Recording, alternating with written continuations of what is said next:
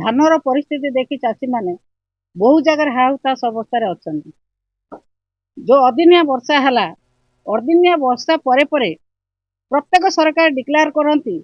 चाषी मान को कौन कौन दिज्व ये सरकार जो बीजेपी सरकार चली कौन सी कथा घोषणा न करी कौन ना आमर इनक्वारी करेंगे इनक्वारी पलैब बहुत दिन पलैब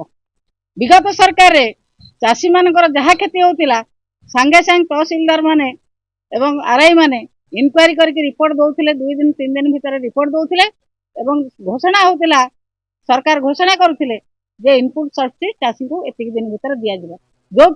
चाषी को आश्वस्त मिलूला चाषी मैंने सुस्थ सबल रही पारे एथिरे मणिराम महांती जो भली भाव में कर्ज करते आपण मैंने सब शुणिले स्त्रीकर एवं झीकर पुओं मतामत शुणिले कर्ज कर सोसाइटी सुना बंधा पकई हाथ उधारी आनी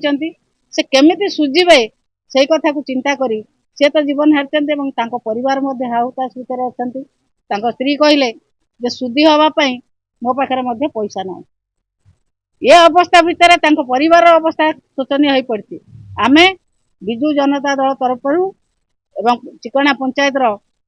सरपंच समिति सेवक चेयरमैन एवं आमर जिला परिषद मेंबर विजु जनता दल सभापति एमान तरफ आमे दाबी रखुचु सरकार पाखरे जे सरकार तांको परिवार पुओ को चाकरी दियंतु तांको परिवार को 30 लाख टंका दियंतु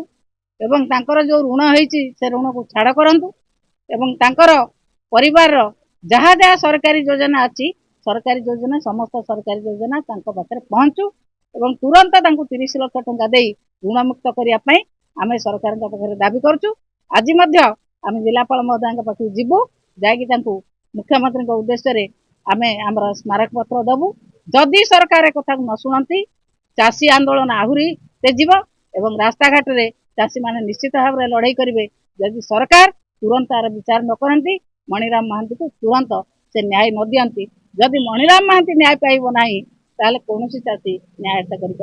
सरकार।